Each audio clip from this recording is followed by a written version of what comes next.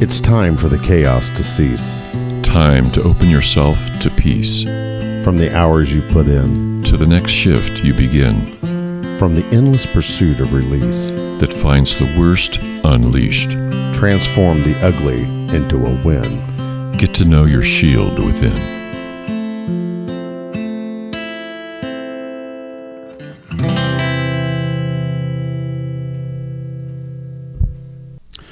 Good morning, everyone. Just wanted to take a few moments here. We're going to talk about my experience with the Stellate Ganglion Block. It's been almost a week, and I just wanted to go over how things have been going every day. Since day one, everyone's like, hey, man, you need to journal this. And although I'm pretty good at communicating thoughts and feelings through paper, I thought, you know what? You got a studio in there, you big clown. Why don't you just go back there and record it so we can share it with everyone? And if need be, we can articulate this or transpose it to paper later. So what I'm going to start off with today is that day one, first of all, we went to Beacon Medical on August 18th, 2022. I had a 1:30 appointment with Dr. Kruger down there. So this whole thing was facilitated through the Chip Terry Fund. And the month of September, we had Miss Joe Terry come up.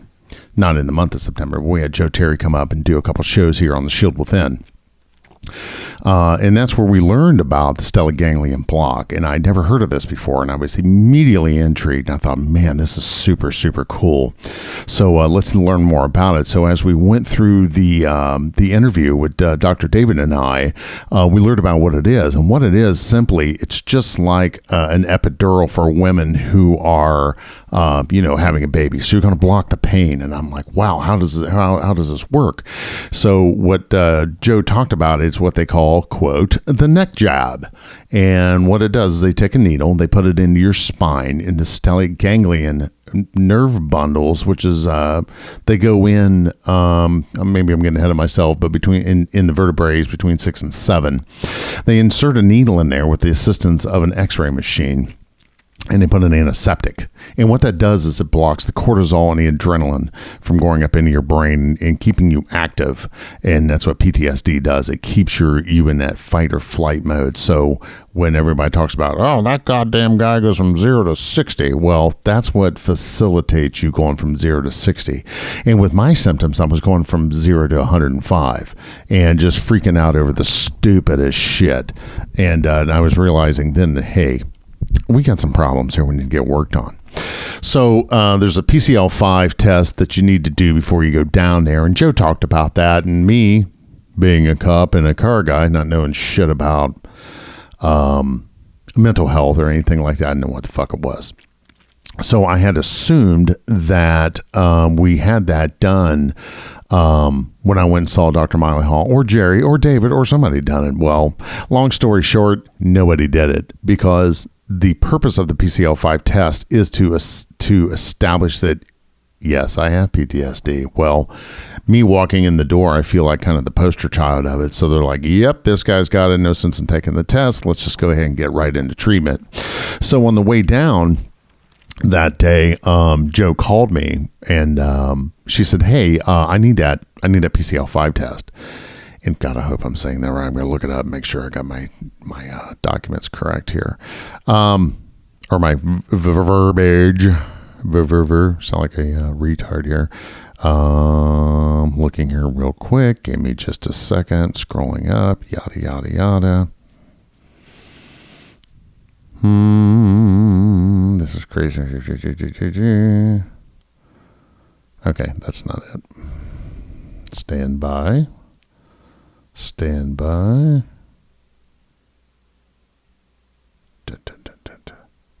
Why can't I fucking find this? This is stupid. Okay, anyway, so on the way down, Joe communicated that to Dr. David. And Dr. David actually, as I'm driving, gave me the test. It's a 20-question test. And it's not a test. It's an assessment. I'm sorry. So what they did is that the assessment is just PCL5. There we go. So with the PCL5, it's 4 questions, 0 to 4. 0 being absolutely none at all, 4 being your maximum. So anything over, as I'm told, a score of 38 on the 28 questions, or the 20 questions rather. You'd be considered, yep, you got PTSD. Well, I scored a 64. So, it's high. And as much as I like to deny it, I'm ill. And I just need to learn to manage moving forward. So what I'm going to do here is this almost a week in review. And I've been lacking in my skills and lacking in procrastination takes you to the next level. So what I'm doing today is we're just going to go ahead and document the last week and how it's gone. So starting that evening, I went ahead and started jotting some things down. Excuse me. So I always liked, I'm a Star Trek fan. I always liked the way Captain Kirk did it. So my first initial was Stardate, August 18th, 2022. And I thought that was kind of cool. So I wrote this down. So what I'm going to do is I'm just going to read this to you, what I wrote down. Today, we, being Susan and Dr. David and I, ventured to Beacon Orthopedic in Fort Thomas, Kentucky. We left around 10:45 a.m. and had a nice drive down. Joe called as we got to Taylorsville Road, needing the PCL5 score prior to the injection. And the reason for that is, getting off the document here, is that they need to be able to measure the effectiveness of the SGB, Stellate Ganglion Block. I hope I'm pronouncing that correctly. Anyway, none of us really knew what it was. I talked to Molly Hall's assistant, Sarah, who advised that Dr. Hall did not do the PCL5 test. The test consists of 20 questions with answers ranging from 0 to 1, which is what I just explained. David gave the questions. I gave the answers. Susan kept score. So the score was 64. I believe David said anything over 38 is considered severe. So Joe suggested we go to Blinkers in Covington, Kentucky, which is a nice place to have lunch. My thing is I want to get down there early. My wife's like, oh my God, it's only an hour and whatever drive. And I'm like, I'd rather be 30 minutes early than 5 minutes late. Or what pisses me off the most is get some stupid fuck that's texting, bounces off the fucking wall, blocks traffic for an hour. Or here I'm sitting on the interstate while my appointment's expiring. And I didn't want to reschedule. So I'm like, fuck it, we'll just get down there early. So we got there early enough to have lunch. So here we go.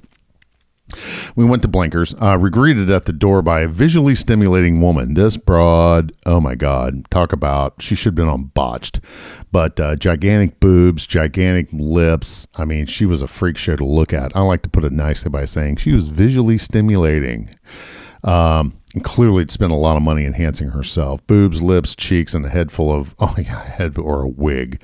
Platinum blonde hair. And she had like vivid blue eyes. I mean, it's like, what the hell? And then I asked my wife, I said, that used to be a dude? Or do you think that's a woman? Anyway, we all had burgers and fries, and they were fucking amazing. So good. We also had a peach caramel pecan bread pudding, which, those are all Susan's favorites. So we had that. Absolutely. David, being the health nut he is, he didn't have any of it. We left, headed over to Beacon Orthopedic. It was about a 10-minute drive. Because the funny thing is we had to leave Covington, Kentucky, drive back into Cincinnati to come back to Fort Thomas. Because the road's down there, back and forth across the bridge, blah, blah, blah. So quick drive. It wasn't that big a deal, but again, it's driving through the city. So, blah, blah, blah. Walked in, was greeted by Miss Donna, who's very nice, who I spoke to originally. It's always nice putting a face with a name. Soon, Joe joined us. Walked in, gave her a hug.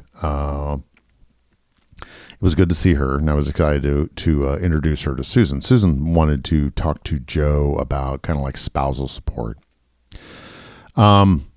We were then called back to the room by Shelby, Dr. Kruger's nurse, and we as an entourage walked in.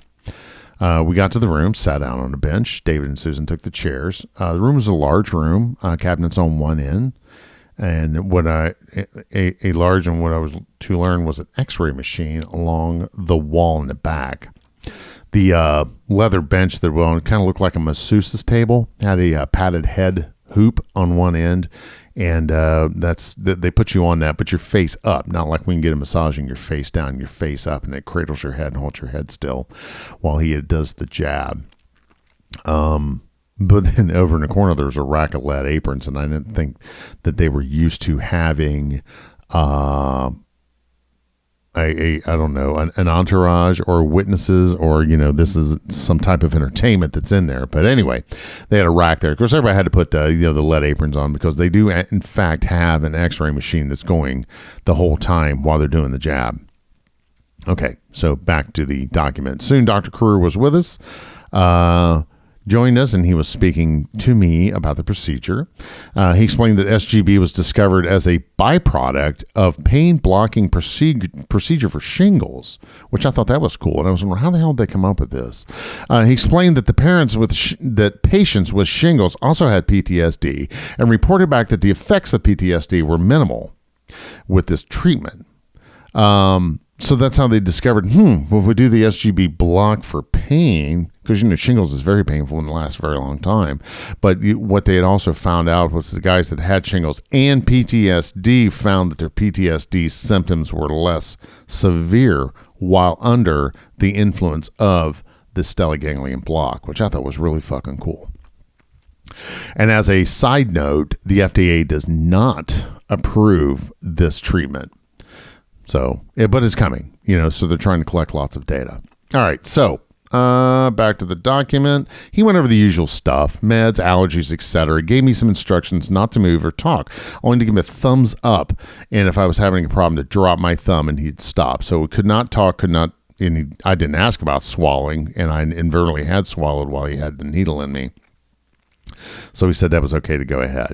Okay, so the procedure began with some local numbing, just 2 sticks to the neck, and I'm not opposed to needles. Some people are going to freak out about needles, but I'm kind of a phlebotomist's dream, because my veins are really close to the skin, so it looks like someone wrote on me with crayon. I take a little drink of water there. So he's like, "Is there a problem there, Mark?" I'm like, "Nope, we're good." The biggest problem I had is that due to the fact that I binge eat, I've gained so much fucking weight. So they had me on my back with my feet up. So I was finding it hard to breathe. So I had to kind of get myself in the chi. So I closed my eyes and just started working on breathing exercises while they were doing what they were doing. He's like, "What kind of music you want to listen to?" Oh, I'm getting ahead of myself. So we did some local numbing. Back to the document. I was under an x-ray machine so he could precisely, and when he was hitting, he could see precisely when he was hitting the stellate ganglion nerve. Dr. Kerr asked me if I had some, what kind of music I liked. I told him, "Man, I'm a rocker." And he asked if I liked the Rolling Stones. I said, "Absolutely." Yes, we'd seen them live. And I told him no, but David's like, "Hell yeah, I have," because David's a big Rolling Stones fan. And I found it odd that while we were doing the procedure, Paint It Black was playing. I thought, we all chuckled. Then we got back to work. Dr. Kerr vocalized that he was putting the needle in. Susan was documenting the procedure with photographs. And in 5 minutes, we're done. I mean, it was real simple. It took him longer to get me on the table and partially inverted than it was to actually get the shot done. Felt some nerves tingling on my right side. Had a bit of a right side eye droop, so it was minimal. So it wasn't, but that was one of the side effects of what happens because he put it in on the right side. I have a little knot on my neck as a result of it, so I'm thinking it's probably a little scratch. It looks like a zit. Yeah, I'm sure it'll probably go away. Let's see. He gave me his direct number in event of having problems over the evening. Okay, I'm sorry. I jumped ahead. Dr. Gurr asked me to sit there for a bit before leaving the room to be sure I didn't get nauseous. After a few minutes, I thanked him and fist bumped and left the room. He gave me a direct number his direct number in the event I was having any problems this evening. Gave me a cell phone. I made my next appointment with Donna, and I go back on September 15th, which would be about a month. And I thanked Joe for this wonderful gift from the Chip Terry Fund. And I said goodbye. And I said our goodbyes when we had it home. Susan was driving with David in the shotgun seat, and I rode in the back.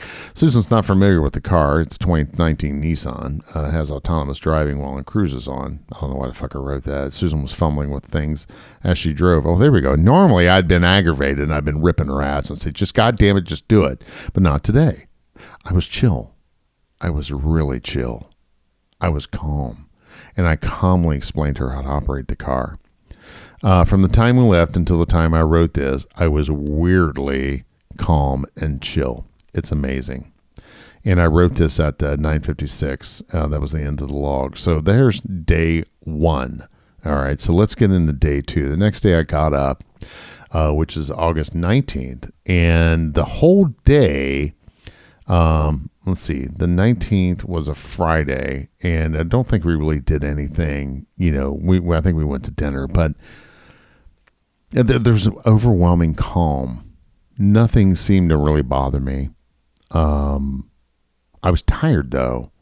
That night when I went to bed on the night of the 18th, I needed no meds. I needed no melatonin. Normally, my cocktail is melatonin, 5 milligrams of melatonin, and 1 NyQuil gel cap. And I didn't take any of that. As a matter of fact, I was so tired that evening, I went in and I was asleep before my head hit the pillow, per se.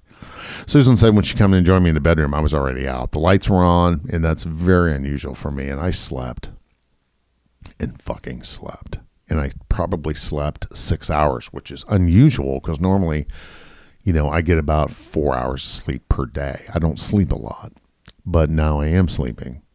Friday came and went. There was nothing, nothing really big going on. Oh, wait a minute. Yeah, something big did go on because Susan and her friend Tracy left for Florida, and they had a rental truck. Tracy bought a house down there, and I was moving some things down there. So I went over took her over to New Carlisle and dropped her off at Tracy's house, and off they went. And I was sad that she left, but I wasn't emotional. Again, super chill. They left, and as we pulled out of the driveway, I went right, they went left. They're going towards the interstate, and I'm coming back home. Phone rings, and she wanted the USB phone charging, and the cable out of the truck. Oh, that's it. I took the. Let me back up a little bit. So Friday, what we did, she had an old vintage metal glider from the 50s. That was her mother and father's, and she's been wanting to restore it. It looks like shit right now, but it's just a simple hit that thing with a wire brush and paint it. Make the thing look great, but she wanted to take that to the house in Florida. So I loaded it up in the back of the 1-ton truck, the F-350, and we needed some gardening things down there, so shovels, hose, whatever. So we took some, just took some tools and threw in there. And then when we got over, because Tracy got a bigger truck, that she had plenty of room to take that shit down there. So all right, cool. So that's what we did. We drove over there. We got to Tracy's house. We transferred the stuff out of the back of the truck into the moving truck. Got them all loaded up and ready to go. So, like I said, when they left, I wasn't sad. I came home, chilled out, had some dinner, watched some TV.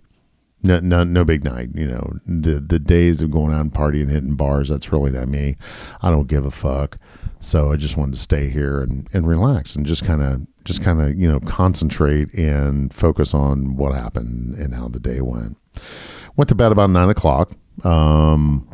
Got up Saturday again, nothing out of the ordinary, cleaned the house. I think I went out and worked on the camper a little bit. Just usual stuff, nothing. But since I got the jab, every day I felt tired. I felt like, I just didn't get enough coffee, or, I didn't, I don't want to say drink enough, but I felt sleepy, not groggy, sleepy. Sunday, the 21st, again, no big deal. We normally have Sunday breakfast with the family down at George's. Everyone, I sent out the text message, hey, everybody coming, blah, blah, blah. And they're like, no, we're all out of town. But my aunt had called me and said, hey, George's called me, and they had a big screen TV, like a 65-inch big screen, that they were raffling off for a fundraiser for breast cancer. That one of their employees or friend had breast cancer and died, so they did a 5K run, and that was Sunday. But anyway, long story longer, Ina won the TV, and she's like, hey, can you go pick it up for me? And I said, sure. So I was just going to go get the TV, and then Johnny called, and he said, hey, we're going to breakfast, man. Johnny's my nephew. And I said, sure. So it was just going to be him and I. And he's like, well, I got time for breakfast. I can't go to church. And I'm like, all right, cool. I'll just go without you. I was going to go to 11 o'clock mass. So we went down. We met at George's at 9 o'clock. Had a good morning. Him and I just sat back and talked about family and things like that. And I talked to Alicia and made arrangements to pick up the TV later that afternoon. So we drove my truck down. I was hoping that maybe we could get it while we were there. So I was kind of worried because I don't have a topper on it. But it was supposed to rain. Had intermittent rain showers. So Johnny and I left. I came home, dropped him off, realized, oh shit, it's court 11. No way am I making it back to church. So I just skipped church for Sunday. Spent the rest of the afternoon just kind of goofing around. Trucker Bob woke up, so I had to take the registration up, put on the trailer. Again, went up, hung out with Bob and my sister-in-law Karen and our mutual friend Janet and their neighbor. So, and then I told Bob, I said, well, when the phone rings, I got to go. So that means I got to pick the TV up. So Alicia called probably around 2 or 3 o'clock. Drove down to Butler Township to their house. Of course, hit a fucking rain shower on the way down. Pissed me off. It didn't really piss me off. It concerned me. I wasn't pissed. I wasn't emotional. Normally, I would have been full of anxiety. Oh God, I got this brand new TV. It's going to get wet, and all that stuff that would have went on in my head, but it didn't happen. I'm just like, it maybe hit a dry spot here. So as it worked out, drove through the storm. Got down to their house. It was bright and sunny. Dino helped me load it up in the back of the truck. Got it secured, and then left. Called Chris Fairchild. Thought he was home. He wasn't. Well, he was home, but he wasn't able to talk. So I decided to take the back way home. When I pulled away from the stop sign, the box tipped, and the strap fell. And I'm like, but it didn't fall far. I mean, it just tipped and fell maybe a foot. And I thought, before I would have been all freaked out about it, but I was, again, super chill. Got out, said, oh, okay, well, it's fine. It's not raining. So I drove home and put it away, sent Ida a picture. Hey, I got your TV. Let me know when you get home. We'll bring it down to you. Again, talked to Susan on the phone a couple times. Her and Tracy got to Florida. No, they weren't there yet. I don't think they were there yet. But anyway, again, Sunday evening was a good evening. Didn't really do anything out of the ordinary. Fixed dinner here for me and Millie. Went to bed. Next day, 8:22. Had a show that night. Yeah, Susan was in Florida. That's what it was. And I started getting some feelings of abandonment because I have abandonment issues. And God love my wife, but she tends to pay attention to the things that are in front of her. And I had a few unspoken expectations. So Sunday when they got to Florida, she didn't text me and tell me when she got there. And I expected her to do that. But, she was busy and she didn't. So I kind of got my feelings hurt. So I had a little tinge of I don't want to say, I had an unspoken expectation that wasn't being fulfilled. So that was kind of setback. So I was feeling a little bit of anxiety at that point. Monday, she got on the phone with me. I called her in the morning and, see what's today? Yeah, the Tuesday. Yeah. So Monday and she was multitasking when I was speaking with her. So I didn't feel like I was being heard because everything else down there in front of her was, to me, felt like taking priority. So while she's speaking to me, she said that she was going to start her breakfast and she turned on the stove. Was what inadvertently what she had done, she turned on the wrong burner and it set a kitchen towel on fire.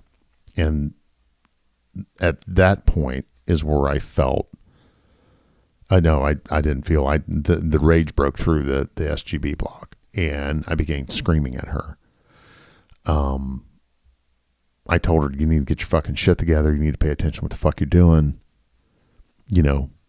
start applying the goddamn WIN acronym. What's important now? You know, your neighbor's fucking dog ain't your problem. Laundry ain't your fucking problem. The problem is you turn the wrong goddamn burner on. And to me, as it was portrayed to me, you about burned your fucking house down because she's coughing and gagging and there's smoke in there and she got to open a window, whatever else. So to me, it was a big issue. And to me, it was like, I felt like A, you weren't paying attention to me. B, you weren't paying attention to yourself. So whatever else you were listening to or looking at, you were, in my mind, not prioritizing properly. You need to prioritize shit that's most important from top to bottom, one bottom. And turning that fucking stove on and not knowing which burner you're turning on, number one, because you're distracted. You know, it clearly has instructions right there in the front. I mean, I've done it. Burned up a few of those stove covers because I did that. But, you know, what I learned from that, well, number one, don't use stove cover or the burner covers. Number two, pay attention to what the fuck you're doing. But, you know, it happened. It was very, very minor, but I felt that come through. And I started getting thoughts of, well, that didn't last long. It's supposed to last a month. We'll see how this goes. So I was a little aggravated with her. But that night, we had a podcast, the It List podcast. If you are listening and you want to go listen to the It List. The It List is more therapeutic to me. It's just kind of like where the guys get together and have fun. And we drink a little bit and laugh and carry on for a couple hours. So we did that night at 6 o'clock. Dustin Young's in town, so producer Dustin. Insert Kickstart My Heart here anytime. So it was good to see him, gave him a hug. We had a good show, and then came home. Back up. Let me think. I think Sunday night. Yeah, Sunday night. There was another unspoken expectation that wasn't fulfilled.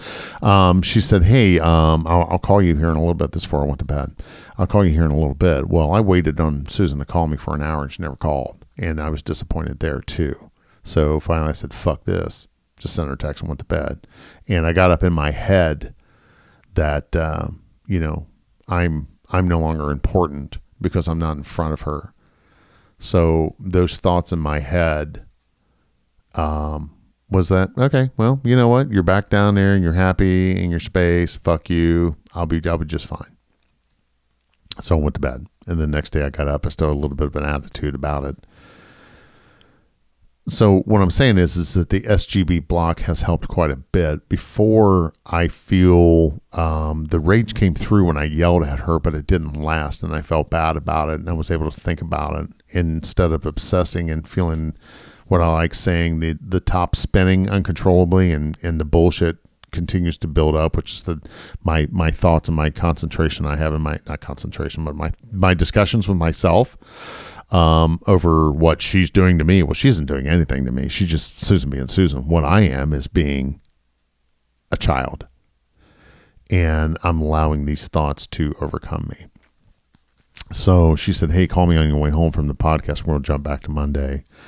And I did. We talked. We were brief. I didn't talk a lot to her because I'm mad.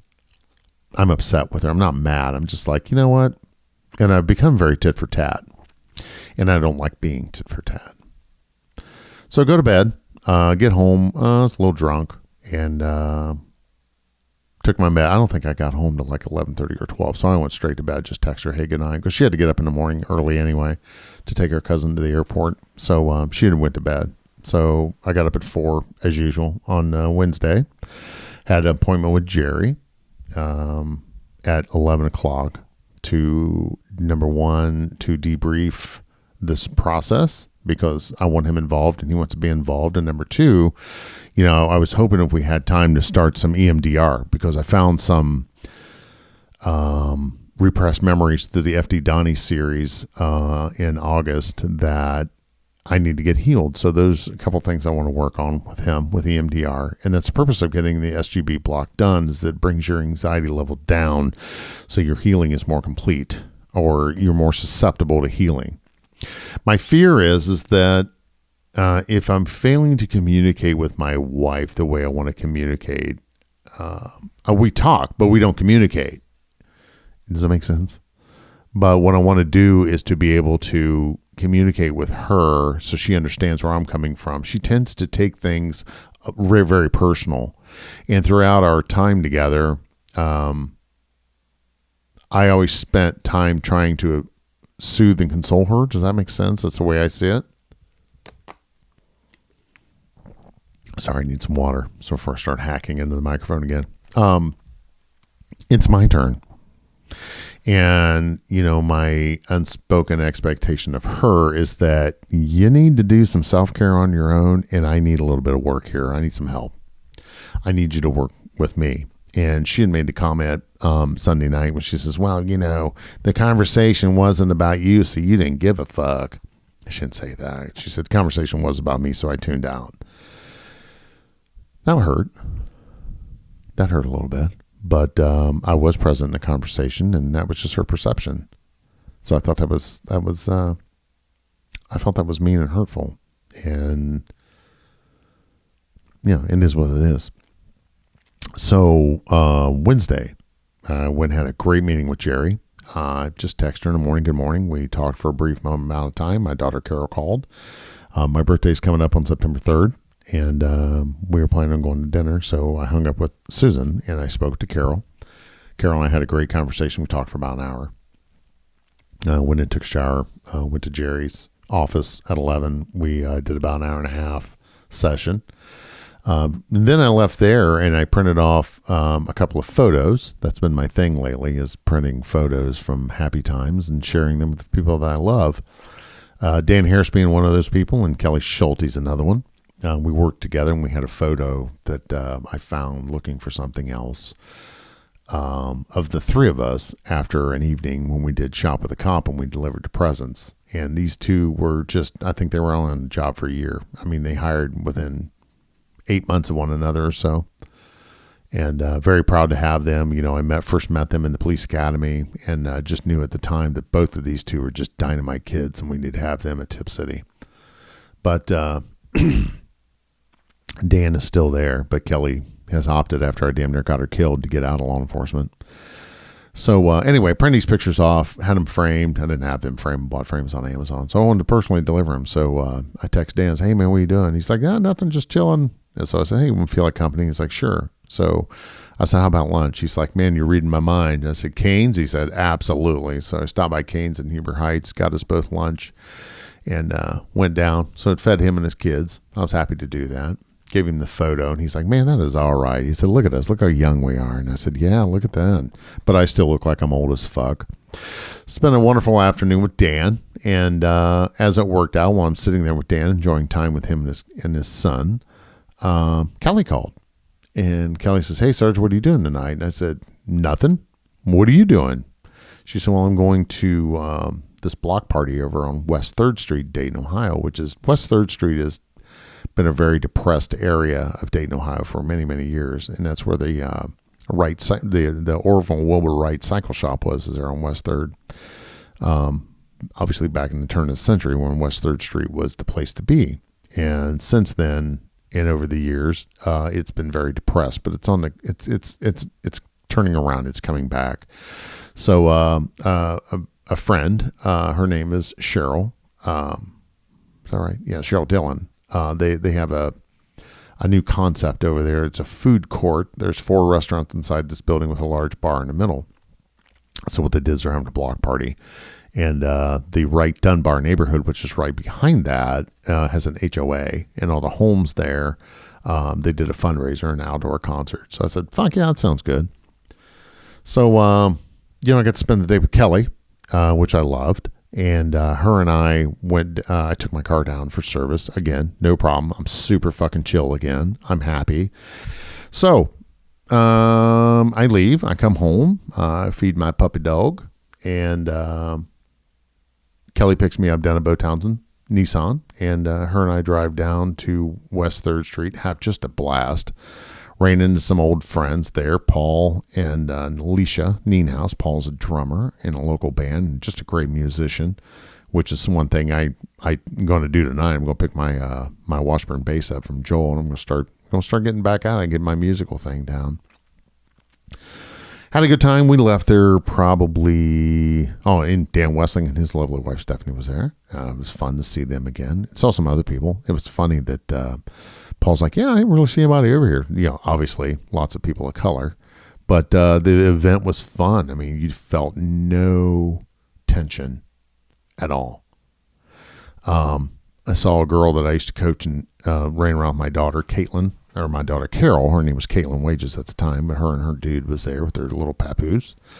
And then, oddly enough, Paul's like, yeah, I haven't seen anybody. I said, oh, there's a girl I used to coach softball with and was friends with her daddy. And then a U.S. Park Ranger walks up, and I said, and that guy, I arrested him for OVI. Paul's like, no shit. He's saying, and he's the sergeant with the Miami Township Police Department. Super, super, super dude. Very active in the GOP, which I kind of thinking, you know, I'd like to get active again, but it's not going to happen here in Miami County because my time here in Miami County is done. So it's time to pull up stakes and leave Miami County and maybe move south or whatever. But for today, we're going to stay here in Tip City. So Kelly dropped me off. We went in and looked at the camper. We talked about selling real estate. You know, she just got a real estate license. That's something that I probably should do. Prior to, anyway, so we'll get to this. So this morning we get up. Again, Millie had me up at 4 a.m. Come out with the dog out. Went back to bed. Got up, I think, 5:30 or so, sent to Susan the text, good morning, blah, blah, blah. Come in, sat down, put the coffee on, started watching Tucker Carlson, which is what I do. I DVR Tucker Carlson and Hannity, so I watch them in the morning because I can't stand the commercials on the morning shows.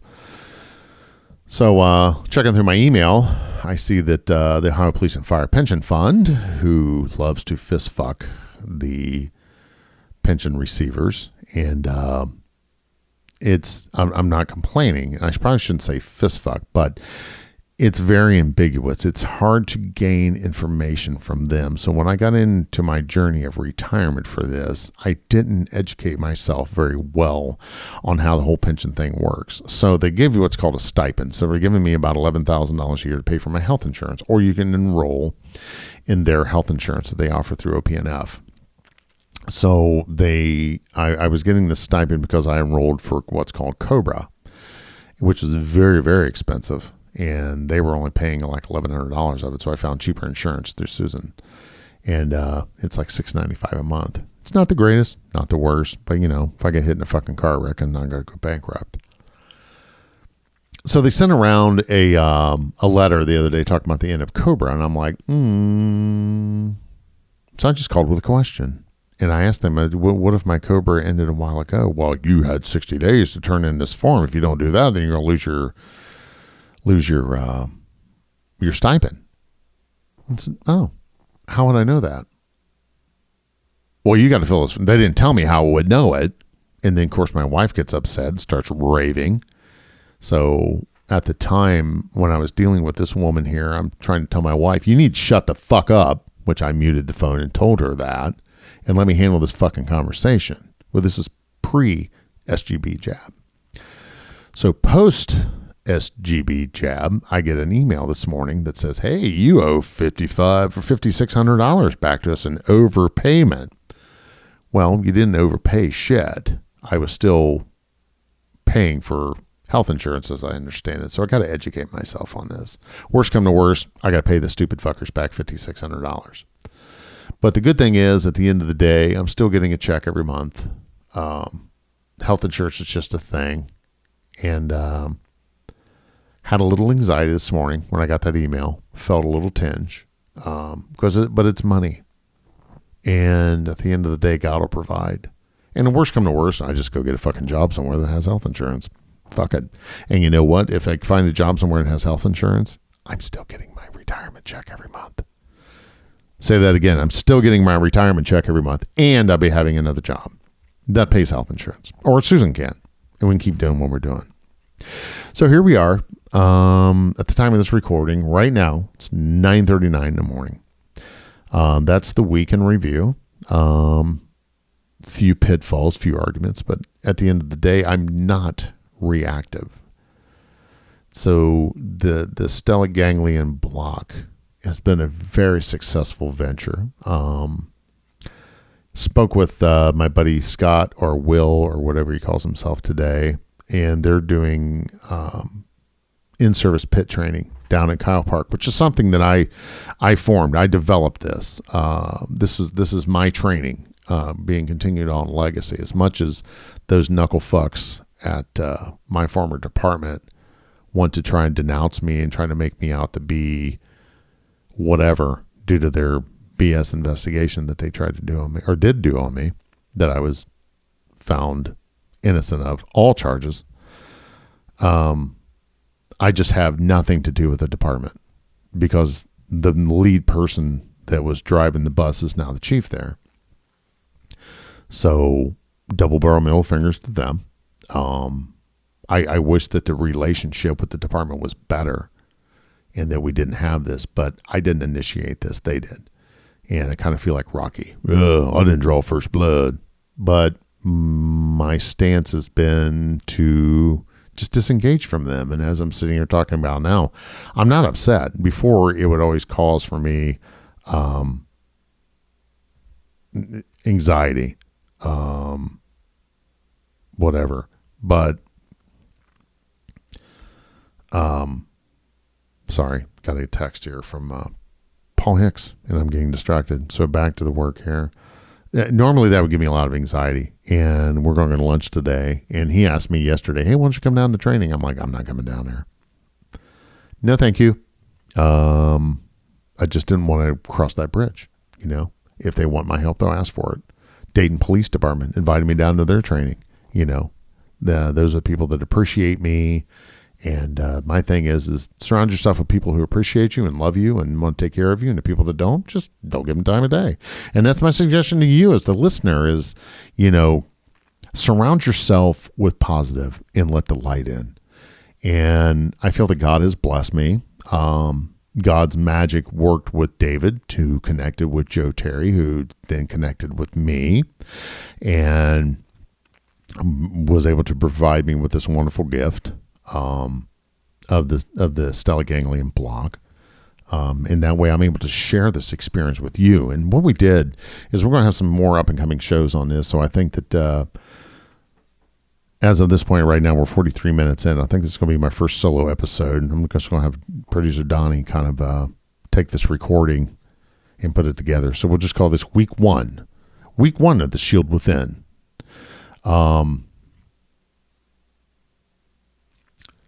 So I'm having lunch with Scott today. I sent him a text and said, hey, everyone's welcome to come, the instructor's wise. I'm doing a podcast tonight, and I got to go down and pick the car up. But as of today, August 24th, 2022, start date, August 24th, 2022, I'm feeling good. I've had some major setbacks. I'm not spun up. I'm not upset. I've had some interactions with my former department. The reason why I stay away from it is because, hey, if you don't want me, I don't want you. So I just cut you from my life. And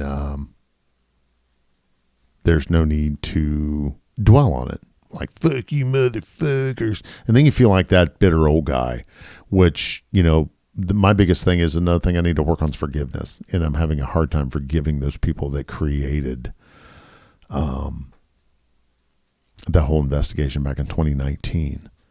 And I'm really having difficulty writing my book. And I talked about this on the second half of the Illis podcast. I was talking about, you know, it's hard for me to complete the book because at that time it starts bringing those feelings up, and a lot's happened, you know, throughout that whole thing. Me trying to put my life back together. For 4 years, I was seeing another person, another woman, has the same first name as my wife. And that person still works there. And what I found out was that that relationship kept me in a state of unrest or in a state of anxiety. So ended that relationship on May 20th and started putting life back together. And as soon as I ended that, I mean, it was just like, whew, wow. I mean, things changed, and things started changing really quick to the positive. And, you know, my hope and dreams are that I can get life put back together and reestablish my marriage with my wife, Susan, and we can move forward. And naturally, keep doing 2 shows a month with my good friend and colleague, Dr. David, and be able to report back to you different trends in mental health awareness and mental health treatment. So EMDR is always a great thing. It's a wonderful treatment. The Stellate Ganglion Block is something else if you can do it and if you can afford it or if your insurance will pay for it. Go to the Chip Terry Fund, chipterryfund.org. chipterryfund.org would be the your best way to find more information on that. Joe Terry administers the site, or go join them on Facebook, the Chip Terry Fund, and be able to find them there. All kinds of information on it, and it's wonderful. She's helped out the firefighter side. I believe I'm one of the first few police officers to have it done, so I'm kind of a guinea pig. I told Joe that I'd be willing to go out on the road with her and lecture and talk about my experiences and be the guinea pig, so to speak. Some guys with the SGB block, it didn't take effect, but I'm having really good results, and I'm very pleased with the results that I have. So it's the blessing of being able to do this. Now, there is a fee. I mean, it does cost money. Nothing's free in life. And there's an office visit that you have to pay for. There's a payment for the procedure. The procedure is very short. Dr. Kruger is an absolute professional. Very, very positive on everything. I'm going back on September 25th to get the other jab, or not 25th, the 15th to get the other jab done. I'm taking Jerry with me. Jerry Kanapke is super, super excited about it.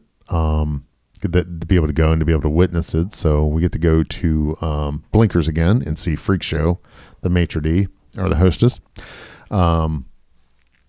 That's the good things coming up. Now the thing coming up this weekend is Trans Am Nationals. I'd love to be able to find me a 73 Formula or TA to bring me some happiness.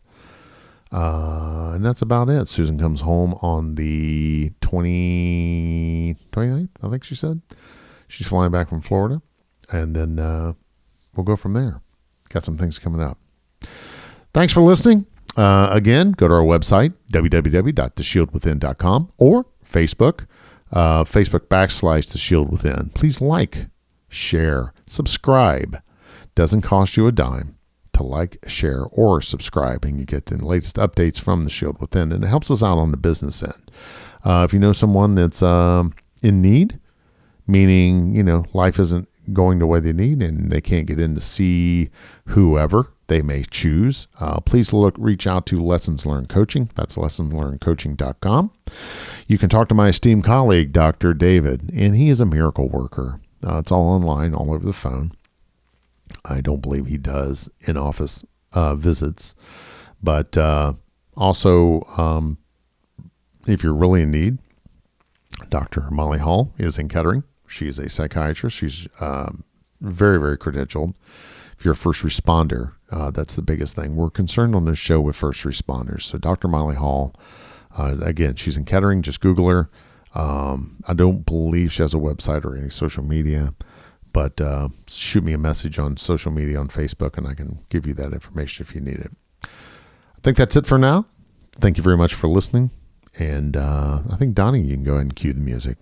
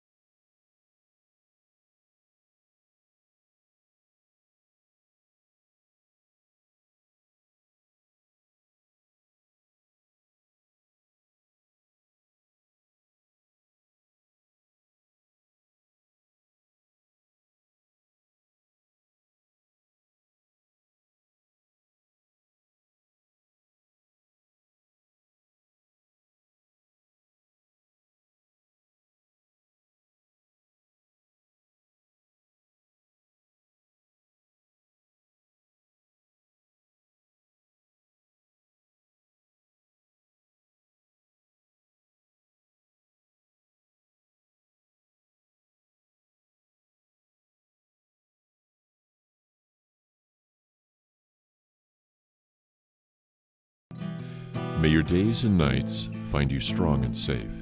May you take your place as your family's face.